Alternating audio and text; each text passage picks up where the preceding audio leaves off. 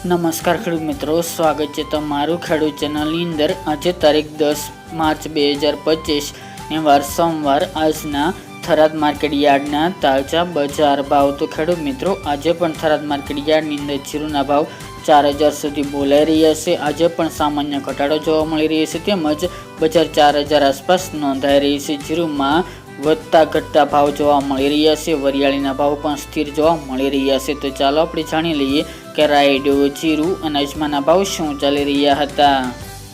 ખેડૂત મિત્રો, આજના થરાદ માર્કેટ યાર્ડના ભાવ જોઈએ તો જીરુ 3080 થી 4000 રૂપિયા, રાયડો 1040 થી 1129 રૂપિયા, એરંડા 1236 થી 1291 રૂપિયા, રાજગરો 1040 થી 1200 રૂપિયા, ઈસબગુલ 1700 થી 2300 રૂપિયા, વરિયાળી 1200 થી 1480 રૂપિયા અને બાજરી 540 થી 582 રૂપિયા।